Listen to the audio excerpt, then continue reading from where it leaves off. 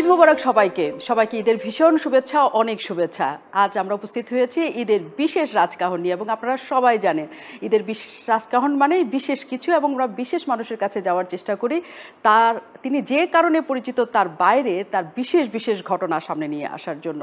আজ আমাদের সাথে এমন একজন উপস্থিত আছেন যিনি রাজনীতিতে অনেক পরিচিত, ভীষণ পরিচিত, এবং তিনি কেবল নয়, পারিবারিকভাবেই তারা রাজনীতিতে ভীষণ প্রভাবশালী এবং সবার কাছে পরিচিত। আজ আমাদের সাথে উপস্থিত আছেন বিএনপির স্থায়ী কমিটির সদস্য বাবু গয়েশ্বরচন্দ্র রায়, অ্যাডভোকেট নিপুণ রায় চৌধুরী, তিনি সাধারণ সম্পাদক ঢাকা জেলা বিএনপি, এবং তিনি একই সাথে সভাপতি কেরানীগঞ্জ উপজেলা দক্ষিণ শাখা বিএনপির। অনেক ধন্যবাদ এবং কৃতজ্ঞতা আমাদেরকে সময় দেওয়ার জন্য। ঈদ মোবারক জানাই। ধন্যবাদ, ঈদ মোবারক। অনেক ধন্যবাদ। আজ আমরা আসলে কঠিন কঠোর আলোচনায় যাব না রাজনীতির, আমরা যা নিয়ে সবসময় তর্ক বিতর্ক করি। যে মানুষদের আমরা সবসময় দেখতে পাই রাজনীতিতে করা অবস্থায়, মাঠে খুবই দুর্দান্ত অবস্থায়, তারা আসলে ব্যক্তিগতভাবে কেমন, তাদের কেমন চলে, আমরা সেই ঘটনাও একটু জানার চেষ্টা করব। আশা করি আপনারা অনুমতি দিবেন।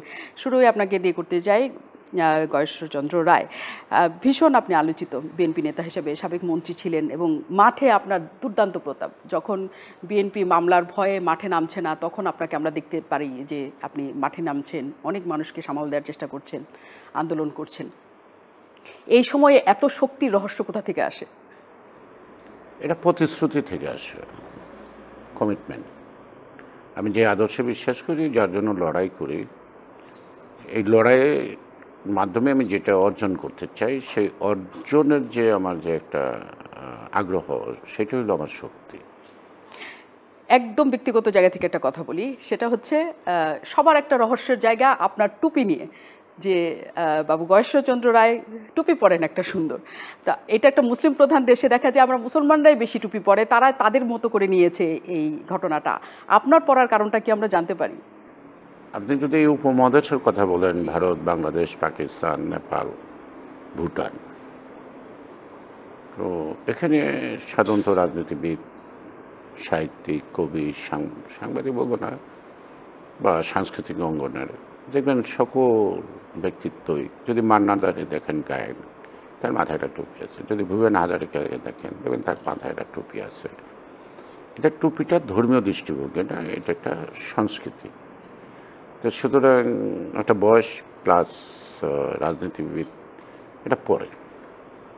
তো সুতরাং আমিও এটাকে পছন্দ করি, পড়ি। আর আমি রাজনীতিতে যে আমার যে আগ্রহটা আসছে কিশোরকালে, সেটা আমি নেতাজি সুভাষচন্দ্র বসুর ছবি, তার যে রাজনৈতিক ছিল, আদর্শ ছিল, সেখান থেকে আমি অনুপ্রাণিত রাজনীতি করব। এবং আমি কিন্তু ওই স্কুল জীবন থেকেই আমি বেছে নিয়েছি আমি রাজনীতি করবো। আমি ডাক্তার হব না, আমি ইঞ্জিনিয়ার হব না, আমি ব্যারিস্টার হব না, আমি উকিল হব না, আমি সরকারি চাকরিও করব না, আমি রাজনীতি করব। তো সেই কারণে আমার প্রস্তুতিটা প্রায় 62 বছর আগে, 1962 সাল থেকে ছাত্র আন্দোলনের সাথে আমি সম্পৃক্ত হই। তখন আমি স্কুলের মাত্র ক্লাস 8-এর ছাত্র। তো সেই থেকে আমি বিরামহীনভাবে আমি রাজনীতির অঙ্গন আছে, আমার দাড়িও নাই, কমাও নাই, ফুলিস্টকও নাই। তো সুতরাং এই যে দীর্ঘদিনে যে আমি একটা লড়াই করছি, কেন লড়াই করছি? আমি একটা গণতান্ত্রিক দেশ দেখতে চাই।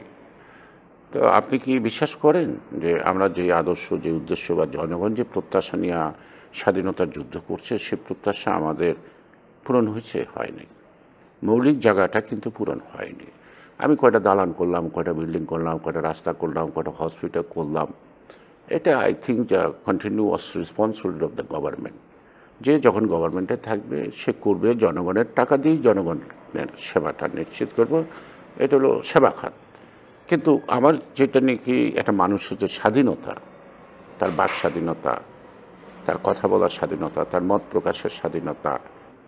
আর আমি কেন রাজনীতি করি, কেন চাকরি করবো না? আমি স্বাধীনভাবে চলতে চাই। আর স্বাধীনভাবে চলতে চান বলে স্বাধীনতা, হ্যাঁ, স্বাধীন একটা মানুষ স্বাধীনভাবে চলবে। প্রথমে তাকে সেই আমার স্বাধীনতা দেওয়া দরকার। নিজের স্বাধীনতার পাশাপাশি আমার সমাজ, রাষ্ট্র, জনগণ, সাধারণ মানুষ, যার যতটুকু জন্ম থেকে মৃত্যু পর্যন্ত সাংবিধানিকভাবে যেই তার ইগুলি আছে, অধিকারগুলি আছে, সেই অধিকারগুলি তারা ভোগ যেদিন করতে হবে, সেদিনই আমরা বলতে পারবো যে গণতন্ত্র একটা প্রাতিষ্ঠানিক রূপ লাভ করছে। এই লড়াইটি কিন্তু করছে। অনেক ধন্যবাদ। আমাদের সাথে অ্যাডভোকেট নিপুণ রায়চৌধুরী আছে। অনেক ধন্যবাদ, কৃতজ্ঞতা আপনি আমাদের সাথে আজ আছেন যুক্ত। একদম নিজের শিশুকাল তো নিতাই রায়চৌধুরী বিএনপির খুবই বড় নেতা, তিনি এখনও ভাইস চেয়ারম্যান হিসেবে আছেন। বাবা এত বড় একটা জায়গায় ছিলেন এবং বৈবাহিক সূত্রে আপনি যে জায়গাতে গিয়েছেন সেই জায়গাতেও আমরা দেখতে পাচ্ছি যে একটা বড় রাজনৈতিক পরিসর। কোনটা বেশি উদ্বুদ্ধ করেছে আপনাকে? দুটোই। আমার মনে হয় সেই শিশুকাল থেকে আমি দেখেছি যে সৎ থাকার সবচেয়ে বড় প্রাপ্তি কিংবা অর্জন যে সম্মান সমাজের প্রতি, সমাজ কিংবা দেশ এবং জনগণ, সেটা আমি আমার বাবার সততা এবং তার এই ক্ষমতায় থাকার পরেও, মন্ত্রী থাকার পরেও তিনি শূন্য হাতে বেরিয়ে এসেছেন ঠিকই, কিন্তু আমাদেরকে তিনি তার পরিশ্রম দিয়ে, তার সততা দিয়ে, তার মানে সংগ্রামময় জীবন দিয়ে কিন্তু আমাদেরকে লালন পালন করেছে এবং আমরা তার সাথেই কিন্তু খাপ খেয়ে নিয়েছি। যখন বাবার কাছে ছিলেন তখন থেকেই রাজনীতির হাতেখড়ি নাকি বৈবাহিক অবস্থার পর? আমার বিয়ের পরে আমার রাজনীতির হাতেখড়ি। মূলত বাবার কাছ থেকে উৎসাহ পেতাম ছোটবেলা থেকে, ইচ্ছাটা ভিতরে মানে বাসা বেঁধেছে, তার প্রতিফলন ঘটেছে বৈবাহিক সূত্রে বিয়ের পর যখন আমি এই পরিবারে আসি। মূল রাজনীতিতে কাজ করা কিংবা ইচ্ছা পোষণ কিংবা সাহস সব পুরোটাই এসেছেন আমার শ্বশুরের কাছ থেকে এবং সেই একই সাথে তিনি আমাকে সহযোগিতা করেছেন সর্বোচ্চটা দিয়েই এবং তার সহযোগিতা নিয়েই আমি কিন্তু কাজ করার সাহসটাও জুগিয়েছি। অনেক ধন্যবাদ। গয়েশ্বরচন্দ্র রায়ের কাছে তাহলে আমরা আসি। সেটি হচ্ছে তিনি বলছেন যে তার রাজনীতিতে আসার সমস্ত উৎসাহ, বেড়ে ওঠা সকল কিছু আপনার হাত ধরে হয়েছে। কিন্তু আমরা একই সাথে জানি অপর্ণা রায় যিনি আপনার কন্যা, তিনিও নির্বাহী কমিটিতে আছেন, আমি যদি ভুল না করে থাকি, বিএনপি নির্বাহী কমিটিতে। কিন্তু আমরা অনেক বেশি দেখি আমরা নিপুণ রায়চৌধুরীকে মাঠে এবং সকল কিছুতে। আপনার কি দুজনের মধ্যে আপনি কখনো পার্থক্য করেছেন বা মনে হয়েছে যে কেউ একটু কারোর কাছ থেকে এগিয়েছিল বা তার প্রতি আপনার বেশি একটু টান ছিল, এরকম আছে? দুয়ের মধ্যে আমি কোনো তফাৎ দেখি না। তফাৎ হলো যে কর্মক্ষেত্রটা। এখন সে কেন্দ্রীয় রাজনীতি করে, তার 3টা ছেলে আছে, একটা মেয়ে আছে, তার ঘর সংসার সব কিছু দেখতে হয়। সব কিছু মিলাই ওর যত যে সীমাবদ্ধতা আছে সেই ক্ষেত্রে নিপুণের সেই সীমাবদ্ধতা নাই। এটা নিয়ে রাজনীতিতে তো বিভিন্ন আলোচনা হয়, শ্বশুর প্রভাবশালী, তারে করছে, অনেক কথা অগোচরে শুনতে হয়েছে, তাকেও শুনতে হয়েছে। কিন্তু ও শুরু করার পরে ওর কর্ম দিয়ে একটা জিনিস বাছাইছে যে ওর কর্ম দিয়েই খালেদা জিয়াকে মুগ্ধ করেছেন, দলের নেতাকর্মীদেরকে মুগ্ধ করেছেন। কোনো কোনো ক্ষেত্রে ওর কর্মে অনেকে উৎসাহিত হয়, সাহস পায়, সেটা তার সম্পূর্ণ অর্জন। আমার সহযোগিতা এটাকে, আমি একটা রাজনীতিবিদ, আমি তো একটা রাজনীতিবিদ, একটা রাজনীতিক কর্মী, সমস্যাগুলি বুঝি। সেই সমস্যা যাতে সে না পড়ে সেই দিকে আমি একটু খেয়াল রাখি, আর কিছু না। আর রাজনীতি তো শেখার শেষ নাই। তারপরে অল্প সময়ের মধ্যে যতটুকু শিখছে, এটা ধারাটা ধরে রাখতে পারলে রাজনীতিতে কেউ হারিয়ে যাবে না, যেমন নিপুণও হারিয়ে যাবে না, অপর্ণ হারিয়ে যাবে না, ওরা থাকবে। অ্যাডভোকেট নিপুণ রায়চৌধুরী, শুধু একটা প্রসঙ্গ আপনার কাছে জিজ্ঞেস করি। এখন যে আন্দোলনটা বিএনপি করছে একটা তত্ত্বাবধায়ক সরকারের জন্য বা নির্বাচনকালীন সরকারের জন্য, আপনার কি মনে হয় যে এই আন্দোলনটা আসলে ঠিক আছে? অবশ্যই ঠিক আছে, কারণ আমাদের স্বাধীনতার চেতনা যেটা ছিল যে মুক্ত গণতন্ত্র এবং একটি নিরাপদ স্বাধীন বাংলাদেশ, সাম্য এবং নিরাপদ বাংলাদেশ, সেই জায়গায় আজকে 53 বছর বয়সে আমরা কিন্তু এখন মানে আমাদের গণতন্ত্র যে নিরাপদ সেটা কিন্তু আমরা বলতে পারছি না। তারপরে নির্বাচন বর্জনের সিদ্ধান্তটাও ঠিক আপনি মনে? ডেফিনেটলি, কারণ যে নির্বাচনে জনগণের ভোট নিশ্চিত নয়, যে নির্বাচনের ফলাফল আগে থেকে নির্ধারিত, সেই নির্বাচনে অংশগ্রহণ করা আর না করার মধ্যে তো কোনো তফাৎ নাই। তো সেই জায়গা থেকে আমাদের দলের ভারপ্রাপ্ত চেয়ারম্যান যে সিদ্ধান্ত নিয়েছেন, যে আহ্বান জানিয়েছিলেন যে আপনারা ভোট বর্জন করুন, আমরা কিন্তু প্রতিহত করতে যাইনি, আমরা ভোট বর্জনের আহ্বানের মাধ্যমে উদ্বুদ্ধ করেছি জনগণকে এবং সেখানে দেশনায়ক জনাব তারেক রহমানের আহ্বানে 90% জনগণ ভোট বর্জন করেছে। এটা একটি বৃহৎ গণতান্ত্রিক রাজনৈতিক দলের জন্য অনেক বড় অ্যাচিভমেন্ট।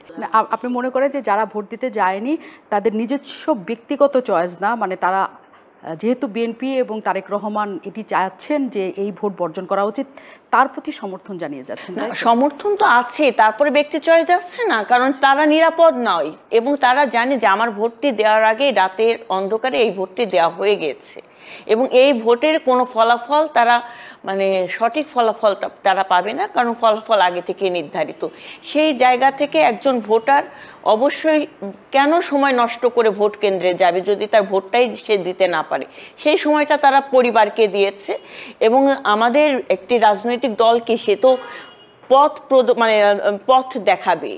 হ্যাঁ, সে তো সবার ঘরে ঘরে যে সবার মত পরিবর্তন করে দিতে পারবে না। হ্যাঁ, আমরা পথ দেখিয়েছি, আহ্বান জানিয়েছি, জনগণ আমাদের আহ্বানে শ্রদ্ধা জানিয়েছেন এবং তাদের মানে চিন্তা ভাবনা এবং আমাদের আহ্বান, আমাদের যে ভাবনা দুটো একসাথে মিলেছে। আপনি যখন থেকে রাজনীতিতে সক্রিয় তখন থেকে তো মূলত বিরোধী দলে বিরোধী দলে কবার গ্রেফতার হয়েছেন, কবার মাথায় বাড়ি খেয়েছেন, কবার আহত হয়েছেন? 15ই ফেব্রুয়ারি আমি গ্রেফতার হই 2018-তে এবং তখন আমি 3 মাস কারা নির্যাতন ভোগ করেছি, 5 দিন রিমান্ডে ছিলাম। এর পরবর্তীতে 2021-এ আপনার আবার আমি গ্রেফতার হই 28শে মার্চ। তখনও আমি লাগাতার 5 দিন 6 দিন রিমান্ডে ছিলাম এবং একই মামলাতে আমাকে 2 বার রিমান্ডে নিয়ে আসা হয়েছে, যেটা বাংলাদেশে কোনো নজির নাই। এগুলো আমি কোনো কিছু ম্যাটার করে না আমার কাছে, কেননা কারণ আজকে আপনার 78 বছর বয়সী একজন বৃদ্ধা এবং সাবেক 3 বারের প্রধানমন্ত্রী, যিনি বাংলাদেশের ঘোষকের সহধর্মিণী দেশনেত্রী বেগম খালেদা জিয়ার উপর যে নির্যাতন নিপীড়ন, সেই সাথে আমাদের ভারপ্রাপ্ত চেয়ারম্যান যাকে মানে ষড়যন্ত্রমূলকভাবে তাকে হত্যা করার যে পরিকল্পনা, যে তার মেরুদণ্ড ভেঙে দেয়া, তাদের নির্যাতন, সেই সাথে আমাদের অনেক অসংখ্য ভাই বোনেরা আছে যারা রাজপথে এই আন্দোলন করতে যে শহীদী মৃত্যুবরণ করেছে, তাদের কাছে আমাদের এই আঘাত কিংবা নির্যাতন, কারা নির্যাতন, এগুলো খুবই তুচ্ছ তাচ্ছিল্য, এটাই নিয়তি। সেটাই আপনারা মনে করেন সেটাই রাজনৈতিক চর্চা এবং মানে এটাই বাংলাদেশের কালচারে এখন এটাই চলে এসেছে। দর্শকের কাছ থেকে আমি একটু বিরতি নিব এবং আপনাদের কাছ থেকে একটু বিরতি নিতে চাই। তবে দর্শকদের কাছে বলে যাই যে রাজনৈতিক মাঠে যেমন সহিংসতার শিকার হয় সবসময় আমাদের দেশের বিরোধী দল, এবং আমরা যে দুজনের সামনে বসে আছি রাজনীতির মাঠের বাইরেও তারা নানা রকমের ষড়যন্ত্র শিকার হয়েছেন, সেটা বারবারই তারা বলেছেন। কি কি সেই ষড়যন্ত্র ছিল, সেটা একই সাথে পুলিশের ষড়যন্ত্র, ডিবির ষড়যন্ত্র, সরকারের ষড়যন্ত্র, আমরা বিরতির পর বরং সেই আলোচনায় ফিরি। এদের বিশেষ রাজকাহনে আবারও আপনাদের সবাইকে স্বাগত জানাই। আমি নাজনীন মুন্নি। আজ আমাদের সাথে বিশেষ অতিথি যুক্ত আছেন বাবু গয়েশ্বরচন্দ্র রায় এবং একই সাথে আছেন নিপুণ রায় চৌধুরী। আমরা কথা বলছিলাম এতক্ষণ অনেক কিছু নিয়ে এবং আমরা কথা আরও বাড়াতে চাই। কথা হচ্ছিল ষড়যন্ত্রের এবং নানাভাবে তাদের উপর নির্যাতনের কথা। আমরা কিছু ষড়যন্ত্রের আজকে রহস্য খোলার চেষ্টা করি গয়েশ্বরচন্দ্র রায়ের কাছ থেকে। ডিবি প্রধান হারুনের কাছে আপনি গেলেন এবং সেখানে খাওয়া নিয়ে অনেক কিছু হয়েছে রাজনীতিতে। আপনার কি মনে হয় যে এটি কি আসলে বড় ইস্যু তৈরি করা হয়েছিল নাকি আগের থেকেই পরিকল্পিত কিছু ছিল? তারা যখন ছবি তুলে সেটাকে প্রচার মাধ্যমে দিল, সেখান থেকে তো আপনার বুঝতে বাকি নাই যে তারা কি অ্যাচিভ করতে চাইলো, তাই না? আরেকটা জিনিস হলো যে আমি যখন গ্রেপ্তার হই, সে ছোট হোক বড় হোক, এটা রাজনৈতিক কারণে, তো রাজনৈতিক স্ট্যাটাসটা তো একই। এখানে তো আমাকে বিশেষ খাতির করার কোনো প্রয়োজন নাই। এর আগে যে আমি গ্রেপ্তার হই নাই, অনেকবার হয়েছি, অনেকবার ডিবি অফিসে ছিলাম, তাদের তো যখন গ্রেপ্তার করে তখন তো তার দায়িত্ব আমাকে খাওয়ানো, যেহেতু আমার বাড়ি থেকে খাবার তারা অ্যালাউ করে না, তো ওই সময় তো আমি খাইছি, সেটা তো টেলিভিশনে আসে নাই। আর সেই খাবারগুলোই ও 2টা রুটি ভাজি, 1 কাপ চা, এর বেশি তো কখনো হয় নাই। তো সেদিনে বিশেষ আয়োজন কেন? আরেকটা জিনিস হলো যে আমি ব্যক্তিগতভাবে আমার food habit more than 90% vegetable. আমি বিয়ে শাদির দাওয়াতে যাই বা যে কোনো অনুষ্ঠানে যাই, সেটা যত বড় হোটেলে হোক যাই, আমি কখনো খাই না, কারণ এটা আমি খাইতে অভ্যস্ত না। আমি তাদেরকে বলছি তোমরা খাবার আমি খাবো না, আমি খাবার অভ্যস্ত না। তারপরে এটাকে যাই হয়েছে, এখন এটা দর্শক, দেশের মানুষ বিবেচনা করে। আপনার কি মনে হয় এটা কি আপনি কয়েশ্বরচন্দ্র রায় ব্যক্তিগতভাবে দলের কাছে ছোট হন এই কারণে এই কাজটা করা হয়েছে, নাকি দল হিসেবে আপনাদের যে একটা নমনীয় ব্যাপার আছে সেটি দেখানোর জন্য, মানে সেটার কারণ? না, ওই যে ডিবির কর্মকাণ্ড বা ডিসি হারুনকে নিয়ে তো অনেক কথা আছে, তাই না? সে এটাতে একটু অ্যাচিভ করতে চাইছিল যে সে একটা ভদ্রলোক, ভালো লোক, মানুষকে সম্মান করে। প্রথমত এই ছবিটা প্রকাশ করাটাই তো হচ্ছে সাইবার অ্যাক্টের অনুযায়ী অপরাধ। সাইবার অ্যাক্টের অপরাধে যে সাধারণ মানুষ করবে তা তো না, সরকারি কর্মচারী কর্মকর্তার উপরে, তাই না? কেন করছে এটা আমি জনগণকে বলবো, তারাই এটা ডিসাইড করুক, তারাই ভাবুক। হ্যাঁ, আমি কোনো হাবাতে করে ছেলে না, আমি না খেয়ে না দিয়ে বড় হই নাই।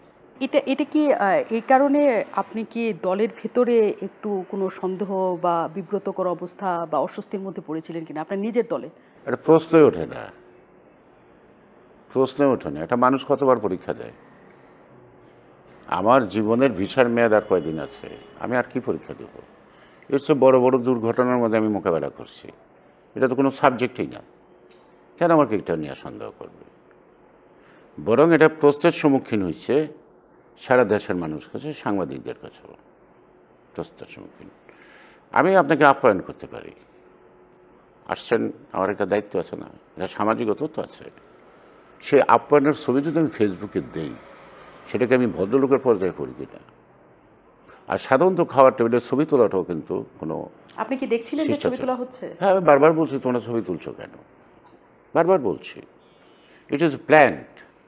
তারা আমাকে হসপিটাল থেকে ছেড়ে দিবে, তা আমি বললাম যে তাহলে চলে যাই, আমি পায়ে হেঁটে চলে যেতে হলো। তো হসপিটালের সাথে আমার অফিস তো 3-4 মিনিটের রাস্তা পায়ে হেঁটে। বললেন না স্যার একটু অফিসে চলে। এখন তখন আমার একটা ডাউট হলো যে আমি বুঝতে পারতেছি না যে আমি গ্রেপ্তার, বারবার বলতেছে না আপনি যাবেন না, তো আমি গ্রেপ্তার যদি আমি যাবই, তাহলে আমাকে কেন বসায় রাখতেছে বারবার, ঘন্টার পর ঘন্টা, ঘন্টার পর ঘন্টা বসায় রাখতেছে? তাহলে এই জিনিসটা আপনারা আপনাদের বিবেচনা করে ঠিক করেন, এটা নিয়ে আমার কোনো মাথা ব্যথা নাই। কারণ আমার জীবনে অনেক অর্জন, এই ছোটোখাটো বিষয় দিয়ে আমার এই অর্জনে ওই কালিমা আলাপন করা এত সহজ কাজ না।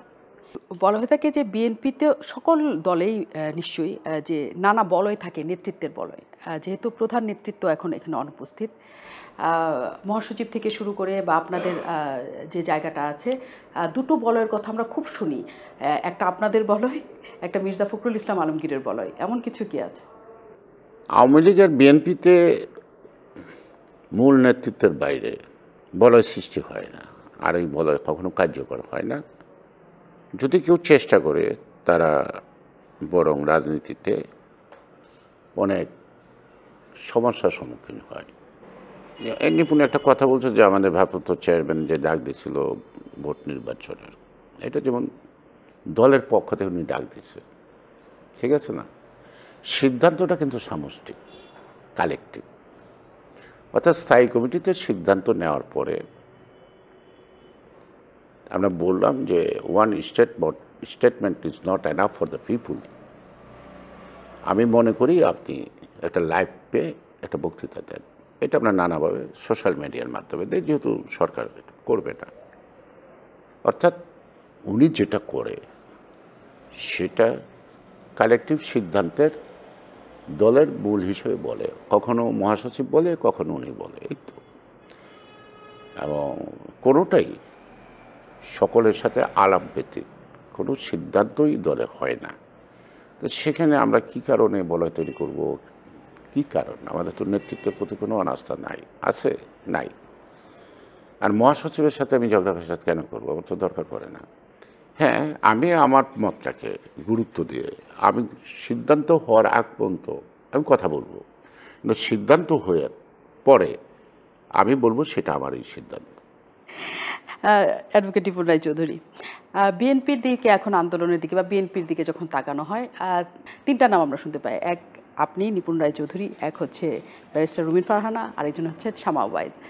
আপনি তাদেরকে কতটুকু চেনেন? আমি যদি দুইজন সম্পর্কে আপনাকে জিজ্ঞেস করি, শামা ওবায়েদ এবং ব্যারিস্টার রুমিন ফারহানা, তাদের সম্পর্কে আপনার জানতে চাই মতামতটা। চমৎকার একটা কোশ্চেন করেছেন। তো এখানে শামা ওবায়েদ আপু কিংবা রুমিন ফারহানা আপু, আমি কিংবা আমাদের সাথে আরও যারা আছেন সহ নারী নেত্রীরা, এরা সবাই কিন্তু যার যার গুণে যার যার আলোয় আলোকিত। হ্যাঁ, কেউ কারোর থেকে কম না, কাউকে ছোট করে দেখারও কোনো সুযোগ নাই।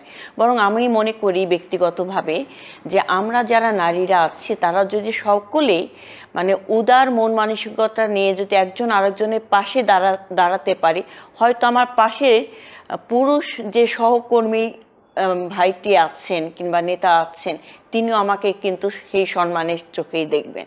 এটাই হওয়া উচিত বাংলাদেশের বলেন পৃথিবীর রাজনীতিতে।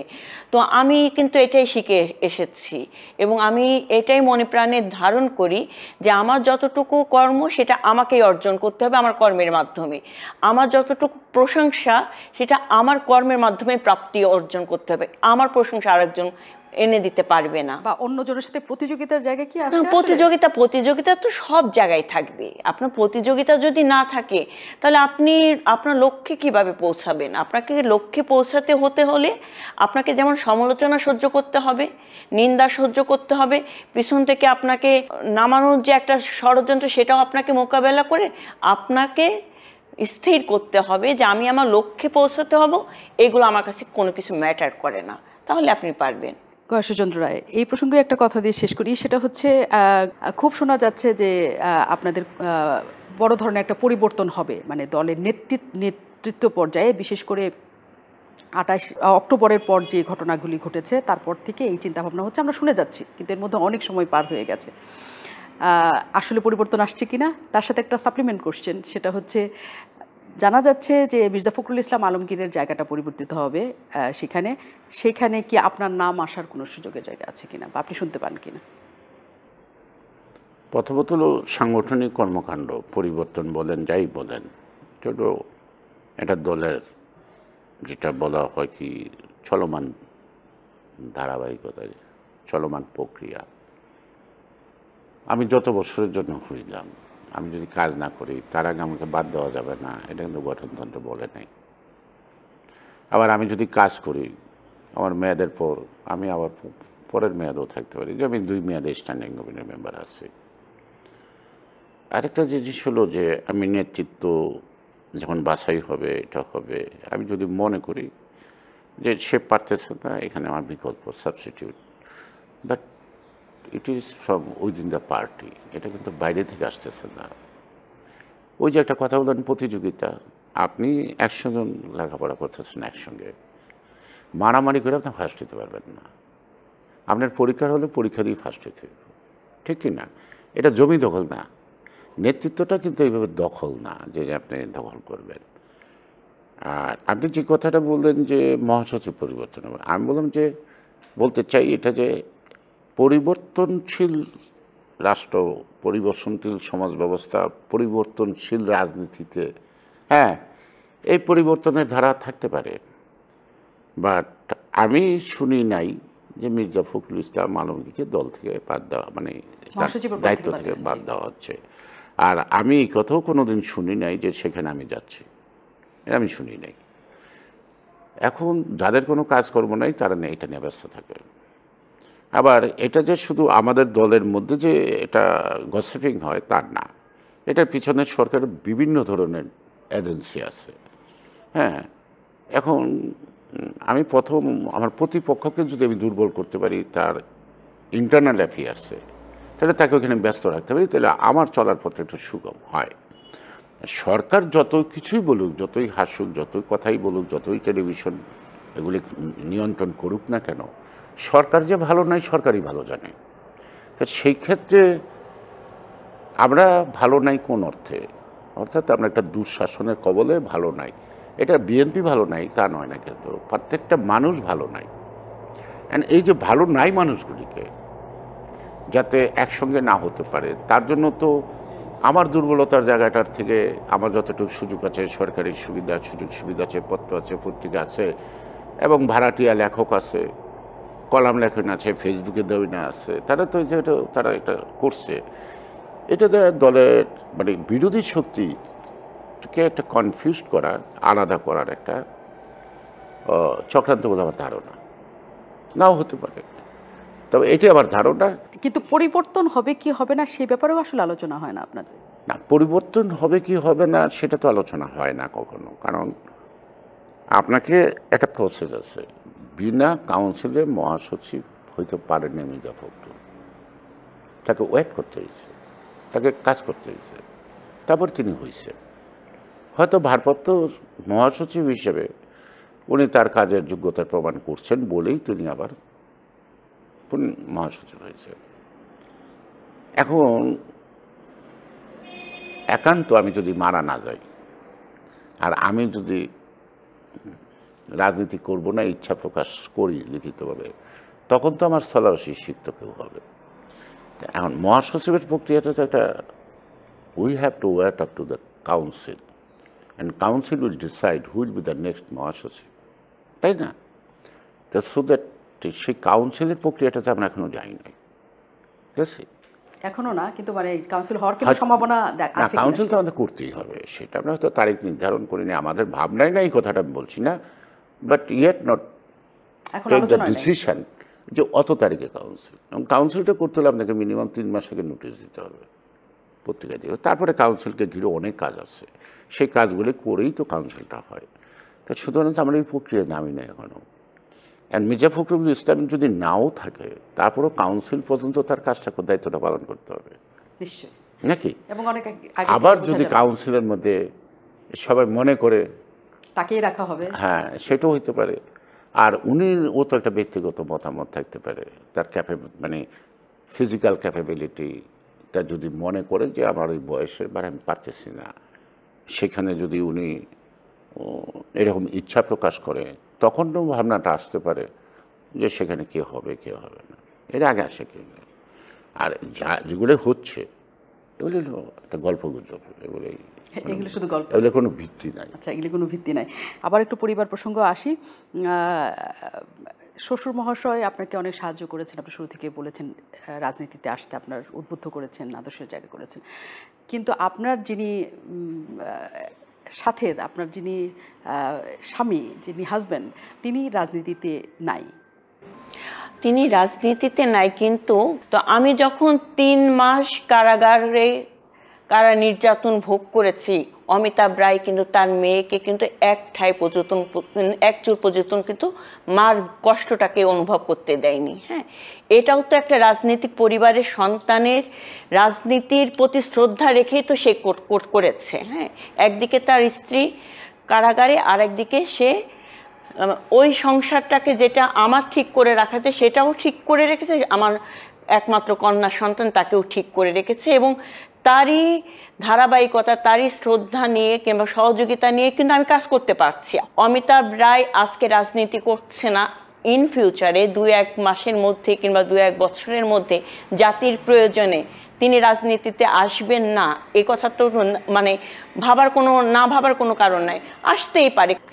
অনেক ধন্যবাদ। আমরা দর্শক আরও আলোচনা তো করতেই চাই, অনেক আলোচনা আছে, কিন্তু সবচেয়ে গুরুত্বপূর্ণ আলোচনা হচ্ছে বিএনপি সব নেতাকর্মীরা একসাথে মনে করে যে চলমান আন্দোলন যা কিছু আছে সেটা খুবই সফল নেতৃত্বের কারণে সেটা হয়েছে, এবং একতরফাভাবে তারা মনে করে তারেক রহমানের সেই নেতৃত্ব কোনো ভুল নাই, এবং এই কারণে বিএনপি সঠিক পথে আছে।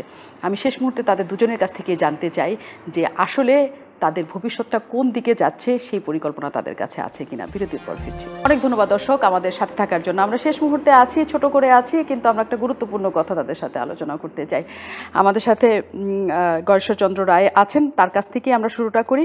গয়েশ্বরচন্দ্র রায়, সবসময় এই যে নিপুণ রায় চৌধুরী বলছিলেন যে অমিতাভ রায়েরও রাজনীতিতে আসার সুযোগ আছে, তিনিও বাইরে থেকে রাজনীতি করছেন এবং যে কোনো সময় যে কেউ আসতে পারে।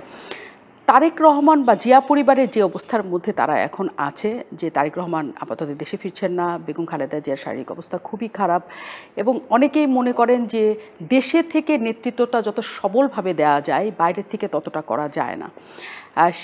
সেটি আসলে আপনারা মনে করেন কিনা? আমাদের চেয়ে উনি বেশি ব্যস্ত থাকে এই প্রযুক্তির সুবিধা নিয়ে, ইউনিয়ন, থানা, জেলা প্রতিনিয়ত।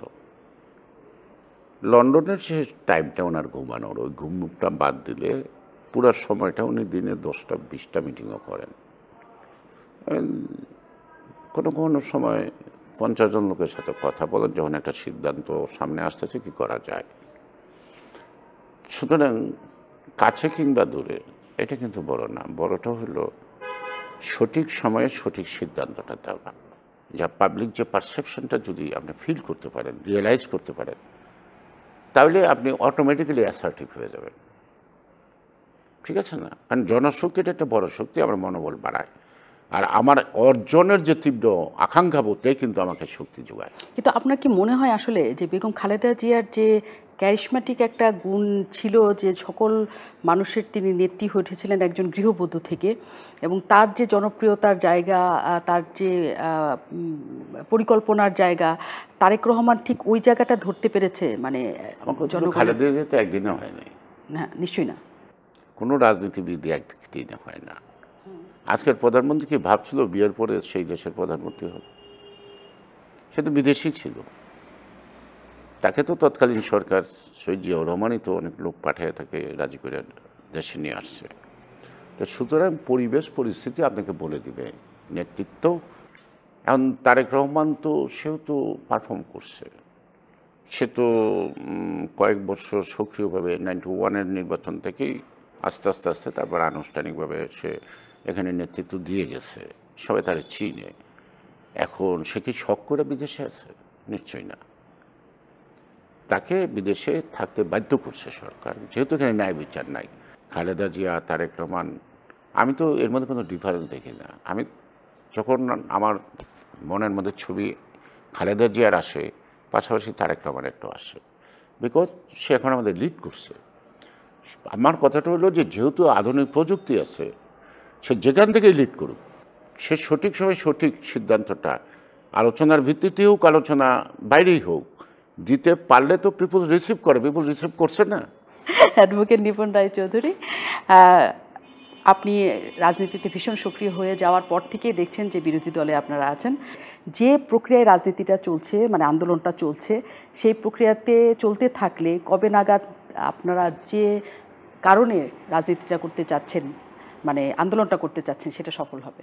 আমি আমার দৃষ্টিকোণ থেকে মানে মনে করি যে একজন রাজনীতিবিদ তখনই সফল হতে পারেন যখন তিনি জনগণের আশা আকাঙ্ক্ষার প্রতিফলন ঘটাতে পারবে এবং তার মেসেজ জনগণকে দিতে পারবে। জনগণ ওই মেসেজটাকে লুফে নিয়ে তার ভিতরের যে ক্ষোভ, নীরব প্রতিবাদ, সেই প্রতিবাদের বহিঃপ্রকাশ ঘটাতে পারে, তখনই সে লিডার হতে পারে।